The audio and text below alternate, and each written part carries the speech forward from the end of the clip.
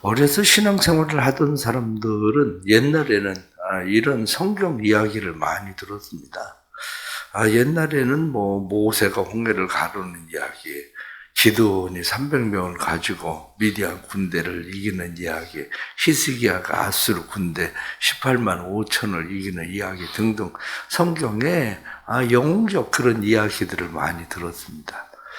영웅적 이야기를 들으면서 우리가 자랄 때에는 영웅적 이야기를 듣는 것만이 아니라 하나님께서 그렇게 놀라운 일들을 행하실 수 있는 분이시다, 이런 것을 배운 거거든요. 그래서 어렸을 때부터 마치 교사들이 특별히 전도사님들이 따로 있고 그런 것도 아니고, 그러다가 보니까 부장 선생님들이 레파토리처럼 이런 이야기를 굉장히 많이 했거든요. 그러니까 자연적으로 어려서 신앙생활을 한 사람들은 성경의 이야기, 이런 이야기들을 많이 알고 있었대요. 그런데 지금은 애들이 첫사람이 누구지? 그러면 누군지를 몰라요.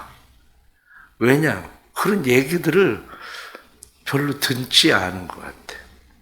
왜 그런가 생각을 하니까, 저도 우리 아동부나 청소년부 설교가 지금 어른들 설교하고 같이 가다가 보니까 이런 이야기들의 설교를 거의 제가 별로 하는 일이 별로 없거든요.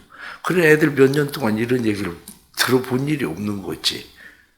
그렇게 되면. 그럼 요즘 왜 아이들 설교가 자꾸 그렇게 가느냐면, 아이들 설교가 주로 적용하는 설교예요. 삶에 적용하는 설교. 그래서 지난주 설교 같은 경우는 온유와 겸손, 이렇게 설교, 성품에 대해서 설교를 하고 그러다 보니까 아이들이 성품에 대한 이야기를 하지 성경에 대한 이런 이야기들을 별로 하지 않아. 자연적으로 아이들은 그냥, 그러면 진짜 애들이 성품이 그렇게 바뀌나? 하는 문제를 생각하면 어른들도 안 바뀌는데 애들이 그렇게 성품이 그렇게 쉽게 바뀌나? 이렇게 이야기할 때 사실은 그게 바뀌는 것은 전능하신 하나님이 우리의 삶에 개입할 때 바뀌지, 내가 노력하고 된다고 해서 그렇게 바뀌는 문제들이 아니거든요. 그러다가 보니까 지금 예전에 어렸을 때부터 신앙생활을 하던 사람들은 이 다니엘 이야기, 그러면 이거 다 알고 있는 얘기, 이렇게 이야기하지만 오히려 요즘 아이들은 그런 얘기를 알지도 못할 수도 있어요. 그런 이야기들을. 이 다니엘서 3장에 대한 이야기들은 기본적으로 새벽에 나오는 사람들이 다 알기 때문에 다시 이 이야기를 여러분들에게 말씀을 드릴 필요는 없을 것 같습니다. 그런데 다니엘서 3장에 나타나는 이런 말씀 속에, 여기 1절 말씀 보면 느부갓네살 왕이 금으로 신상을 만들었으니 높이는 60규빗이요 너비는 6규빗이라. 60규빗. 그러면 쉽게 1규빗이 50cm라고 얘기하면 30m 되는 거죠. 폭은 3m 되는 그러한 신상을 세워버린 거죠. 그런데 이 신상을 어떻게 세웠습니까? 두라 평지에 세웠더라. 말씀을 보니까 두라 평지. 바벨론이 어디냐면 이라크입니다. 바벨론, 이라크. 그러니까 이 두라 평지라고 이야기하면, 이 두라 평지는 신바벨론의 수도였거든요. 신바벨론. 고고학적인 자료에 의하면 신바벨론의 수도가 이 두라였었는데, 이 두라는 지금 바그다드, 지금의 이라크의 바그다드, 거기로부터 한 90km 떨어져 있는 그런 지역에 있는 그런 곳입니다. 여기에다가 신상을 세웠는데, 이 신상을 세울 때에 말씀에 나타난 것처럼 왕이 금으로 신상을 만들었으니, 이게 참 묘하지 않습니까? 2장에 나타나는 말씀 속에서 왕이 꿈을 꾸잖아요. 그런데 그 꿈이 무슨 꿈인가를 몰랐는데 다니엘이 알려주기를, 머리는 금이요, 가슴은 은이요, 그 다음에 배는 동이요, 그리고 철이요, 그 다음에 철과 흙이 섞여 있는 그런 것이다. 신상을, 자기가 어마어마한 신상을 봤는데 그 신상의 핵심이 뭡니까? 그 신상, 그 돌이 날아와서 그 다 부서뜨릴 겁니다.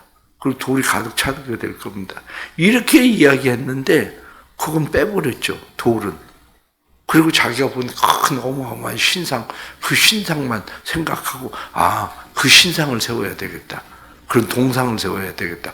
금이 바벨론, 금이 지금 왕이라고 다니엘이 해석해 주잖아요. 금 머리가 왕입니다. 그래? 그러면 그 나라가 계속될 수 있도록, 그 나라가 은, 동, 철, 흙 이렇게 바뀌는 게 아니라 그냥 계속될 수 있도록 아예 금으로 다시 세워버려야 되겠다. 그 생각한 거죠. 그러니까 금으로 신상을 세워버린 겁니다. 금으로. 하나님께서 보여주신 것은 그 별거 아니야.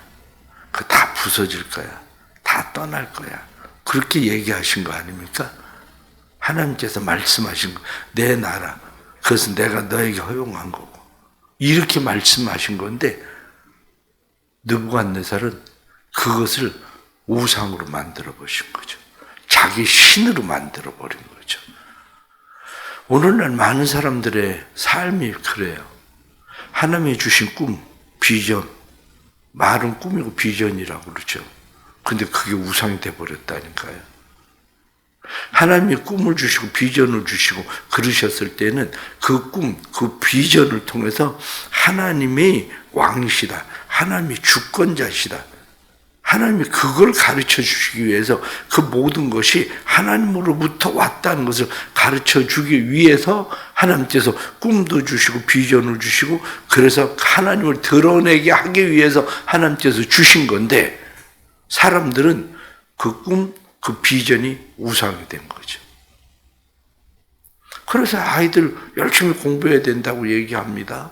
공부를 열심히 해야 되는 이유가 뭡니까? 그 꿈이고 비전일 수 있어요. 그 꿈이고 비전인데 그게 우상이 돼서 그저 교회도 안 나오고 신앙생활을 안 하고 열심히 그 비전 꿈 쫓아서 그냥 서울대학교 간다고 인서울 한다고 열심히 공부하다가 아예 우상 만들어 버리지 않아요? 돈 열심히 벌어서 나도 그래도 빌딩이라도 하나, 우리 교회는 뭐 빌딩 꿈도 안 꾸고 아파트를 꿈꾸고 있지만 나 빌딩이라도 하나 가져야 되겠다. 그리고 막 돈 번다고 열심히 막 하고 있지만 그게 우상이란 말이에요. 그게 우상이라고 하는 게 결국 뭐냐? 우상이라고 하는 것은 신앙을 수단으로 바꿔버리면 우상입니다. 내가 가지고 있는 신앙, 내가 가지고 있는 신앙이라고 하는 것은 내가 가지고 있는 믿음이거든요. 하나님에 대한 믿음, 하나님에 대한 믿음을 수단으로 바꿔버리는 거죠. 꿈과 비전을 이루기 위한 수단으로, 돈을 벌기 위한 수단으로, 건강하기 위한 수단으로, 명예나 권력을 가지기 위한 수단으로, 성공하기 위한 수단으로 그걸 바꿔버리는 거. 그걸 뭐 우상이라고 말하는 겁니다. 그것을. 우상이라고 하는 것은 다른 말로 이야기하면 결국 나를 벗어나지 못하는 게 우상입니다. 나를 벗어나야 되는데 나를 벗어나서 모든 주권자가 하나님이십니다. 이렇게 돼야 되는 건데 나를 벗어나지 못하니까 주권자가 내가 되는 거고 주인이 내가 되는 거고 모든 것이 나라고 하는 나를 벗어나지 못하는 우상이 되어버리는 거죠. 우리는 세상 살면서 의외로 그렇게 세상을 살아갑니다. 나를 벗어나지 않습니다. 내 가치관이 벗어나지 않습니다. 그러면서 마치 사람들에겐 그것이 하나님이 주신 꿈이고 하나님께서 주신 비전이고 그것이 하나님을 위한 것인 것처럼 포장하는 하나님을 수단으로 삼아버리는 그런 생활. 이게 바로 우상생활, 우상을 섬기는 신앙생활인 거예요. 그래서 늘 조심해야 됩니다.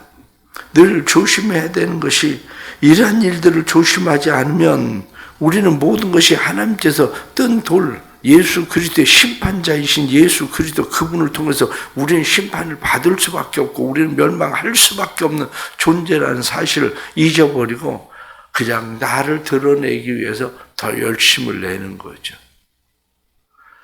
사람들이 자기 자존심 하나 건들면 왜 그렇게 한마디로 폭발하고 미친 듯이 날뛰는데요. 나를 벗어나지 못하니까 그런 겁니다. 그게 우리 안에 우상 두지 않기를 바랍니다.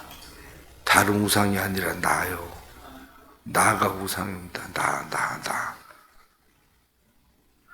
그래서 이 신상을 두고 왕은 이야기하기를 누구든지 이 신상을 절하지 않으면 다 풀무불 속에 집어넣겠다. 그 얘기잖아요. 모든 사람을 다 나에게 굴복시키고 내 마음대로 내 뜻대로 해보고 싶은 욕망. 그것이 우리가 살고 있는 세상의 삶의 모습인 거죠. 그런데 이러한 일이 있을 때에 거기에 절하지 않는 사람들이 생겼습니다. 절하지 않는 사람들이 있으니까 8절 말씀에 그때 어떤 갈대아 사람들이 나와 유다 사람들을 참소하니라. 사드락 메삭 아벳느고가 절하지 않았습니다. 그리고 고발을 했다는 거죠. 사람들이 궁금해하는 일들 중에 하나가 사드락 메삭 아벳느고는 고발을 당해서 풀무불 가운데 들어갔는데 다니엘은 어디 갔을까? 그게 사실은 많이 궁금해하는 겁니다. 그런데 성경이 다니엘은 어디 갔다고 얘기하진 않아요. 다니엘이 어디 갔다고 이야기하지 않지만 기본적으로 생각하는 몇 가지 해석들은 있습니다. 기본적으로 생각하는 해석 가운데 가장 첫 번째 해석이 그냥 왕이 다니엘을 허용했을 거라고 보는 거예요. 왜냐하면 처음부터 다니엘이 꿈의 환상을 보고 그가 해석을 할 때 그때 다니엘을 기용을 했는데 다니엘을 기용해서 보니까 다니엘은 하나님 외에는 말을 들을 사람이 아니라는 걸 알거든요. 그러니까 기본적으로 왕이 다니엘에 대해서는 그냥 허용을 한 상황. 그렇게 됐을 거다. 그렇게 보는 거죠. 허용을 하는 상황이 되면 어떤 일이 벌어지겠습니까? 그런 일이 벌어졌을 때에 자연스럽게 그 일을 허용을 하려면 다니엘을 출장을 보내는 거죠. 다른 지방 행정적인 일들로 출장을 보내는 거. 제가 군대 생활을 할 때 군대에서 밤에 이제 세상 말로 타작한다고 그러죠. 밤에 이제 한바탕 타작을 이제 해야 되는 일들이 군대에서는 생기는데 타작할 일이 생기면 저는 그래도 참 특혜를 받았어요. 타작할 일이 생기면 저를 근무 내보냅니다. 그러면 밑에 내무반에서는 한바탕 두들겨 맞고 뒤집어지고 그러는데 난 보초 나가가지고 근무실에서 그냥 가만히 있는 거죠. 어쩌면 다니엘도 왕이 어디로 출장을 보냈는지도 모르죠. 그런데 또 다른 하나는 사람들이 다니엘의 친구들에 대해서 참소를 하지만 다니엘은 자기들이 참소할 수 있을 만한 대상이 안 됐다는 거예요. 사람도 자기가 싸워볼 만한 사람하고 싸우죠. 자기의 상대가 안 되는 사람하고는 자기가 싸우지 않습니다. 기본적으로 걔도 이겨볼 만해야 싸우자고 달려들지 그렇지 않으면 그냥 꼬리 내리고 걔도 그냥 눈 깔고 저쪽으로 지나가요. 걔도. 다니엘은 그때 당시에 다니엘을 다른 참소자들이 상대할 만한 급이 안 된 거죠. 자기들하고 레벨이 이미 달라서 상대할 수 있을 만한 자가 아니었던 거죠. 무엇인지는 잘 모르지만 분명한 것은 다니엘은 빠지고 다니엘의 친구들이 거기에 불려오게 된 겁니다. 그래서 왕이 그들에게 그렇게 이야기합니다. 사드락 메삭 아벳느고야 그러면서 왜 신상에 절하지 아니하냐. 이제라도 너희가 내 신상에 절해라. 절하면 좋거니와 절하지 아니하면 내가 너희를 즉시 풀무불 속에 던져 넣을 수밖에 없다. 그렇게 말하는 거죠. 그렇게 말할 때에 우리는 결정해야 됩니다. 그러나 중요한 것은 세상에 무릎 꿇지 않는 신앙이 중요합니다. 세상에 무릎 꿇지 않는 신앙을 생활을 하려면 이미 하나님 앞에 무릎 꿇고 살고 있어야 돼요. 내가 서 있으면 언제든지 세상에 무릎 꿇기가 쉬워요.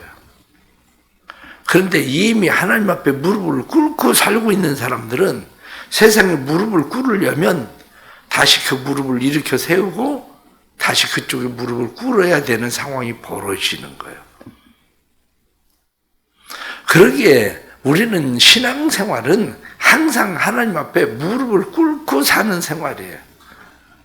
하나님 앞에 무릎을 꿇고 사는 생활을 해야 우리는 세상에 무릎 꿇지 않는 거지.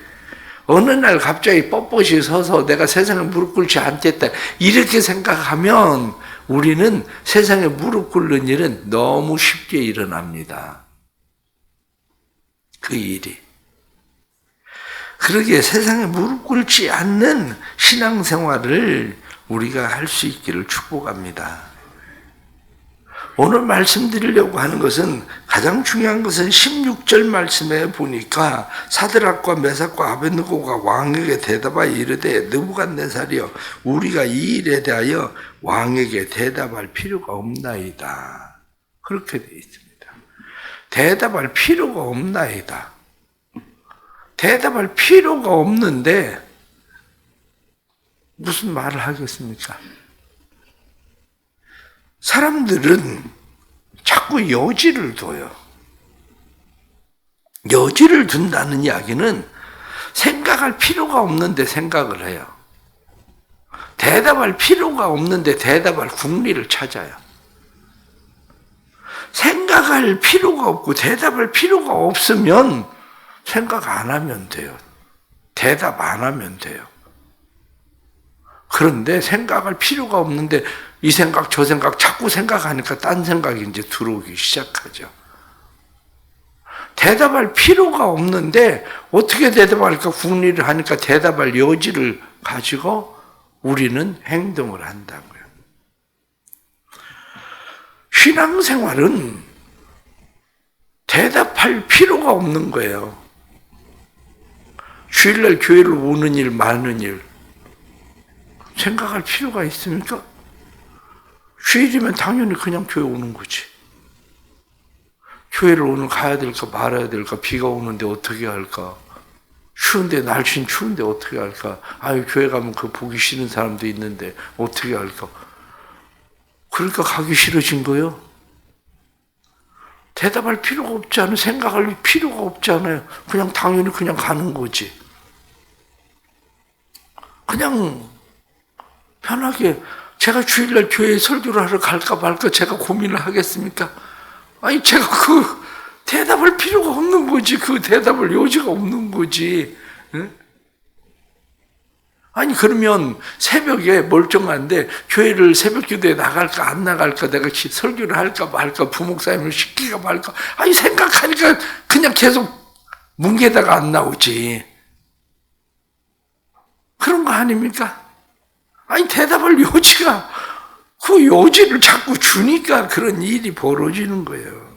그게 당연한 일을 변할 수 있는 것처럼 자꾸 만들지 마세요. 당연한 일을 변할 수 있는 것처럼 만드니까 변하는 겁니다. 당연한 일은 그냥 당연히 그렇게 해야 되는 거예요. 이 당연한 일을 당연하게 여기지 않고 그것을 대답할 필요가 없는 일을 대답하려고 하니까 문제가 생겼는데 다니엘의 친구들은 단호합니다. 대답할 필요가 없습니다. 확고합니다. 그 일에 대해서. 결국 돈 버는 일에 대해서도 대답할 필요가 없으면 나쁜 일이면 돈을 벌기 위해서 내가 그 행동을 해야 될 이유가 어디 있겠습니까? 예를 들어서 누군가가 여러분들에게 아니 아이 장기 하나 나한테 파세요. 돈 줄게. 대답할 필요가 있습니까? 그냥 여러분들은 아이 세상에 어떻게 저런 인간이 있어? 응? 너 나한테 죽고 싶어 환장을 했냐? 내가 아무리 돈에 환장하고 내가 돈에 미쳤어도 내가 그런 짓 할 인간으로 보이냐? 이렇게 얘기하겠죠. 근데 돈 필요한데, 아니, 신장 2개를 했는데 하나 쪄서 줘도 평생 살기는 한다는데, 그 생각 해보세요. 자꾸 그 생각하면 하나 쪄서 줄까, 하나 쪄서 줄까, 꿈에도 나타날 거예요. 그게 대답할 필요가 없습니다.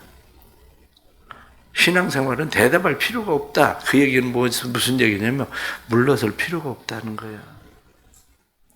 물러설 필요 없는 거.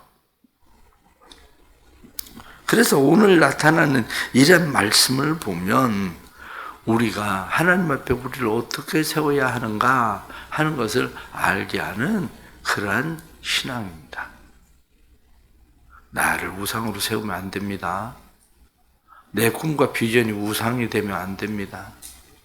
우리의 꿈과 비전이 우상이 돼서도 안 되고 뿐만 아니라 우리는 세상에 무릎 꿇지 않아야 됩니다. 세상에 무릎 꿇지 않으려면 항상 하나님 앞에 무릎을 꿇고 살아야 됩니다. 기도하고 살아야 됩니다. 말씀에 우리를 무릎 꿇려야 됩니다. 그리고 대답할 여지가 없는 것들은 대답할 필요도 없습니다. 생각할 필요도 없습니다. 뒤로 물러설 이유가 없습니다. 우리는 그것이 바로 신앙이다. 믿음이다. 이렇게 우리가 알고 그 믿음 안에 세워져 가기를 축복합니다. 기도하겠습니다. 하나님 아버지 감사합니다. 또 이렇게 귀한 은혜 주셔서 새벽에 우리가 주님 앞에 나올 수 있도록 인도하시니 감사합니다. 새벽에 도우시는 하나님을 기대합니다. 우리는 어렸을 때에는 이러한 성경에 하나님께서 행하신 일들에 대해서 많이 듣고 하나님은 전능하신 하나님, 하나님은 능치 못하실 하나님이라는 것을 우리의 삶에 각인하고 인식하고 살았는데 오늘날 많은 사람들이, 어린아이들이 때로는 그러한 인식을 잊어버리고 살아갑니다. 주님 다시 우리를 도와주셔서 우리가 하나님 앞에 온전하게 우리를 세울 수 있는 믿음, 하나님이 전능하시고 여호와는 하나님은 능치 못하실 일이 없으신 하나님이심을 신뢰하며 살아갈 수 있도록 도와주옵소서. 우리가 우상되지 않게 해주시고 세상에 무릎 꿇지 않게 해주시고 뒤로 물러서지 않게 해주시고 오직 나의 의는 믿음으로 말미암아 살리라. 뒤로 물러가면 내가 저를 기뻐하지 아니하리라 말씀하셨으니 우리의 삶이 오직 여호와를 기뻐하며 살게 해 주옵소서. 질병 가운데 있는 성도들을 치유하시고 회복케 하시고 주의 은혜 가운데 강한 자들 되게 하여 주셔서 온전한 주의 능력이 나타나도록 역사해 주옵소서. 새벽에 기도를 들으시는 주님, 새벽에 기도를 들으시고 새벽에 주의 은혜와 사랑과 축복이 삶에 넘치도록 역사해 주옵소서. 예수님의 이름 받들어 기도드리옵나이다. 아멘.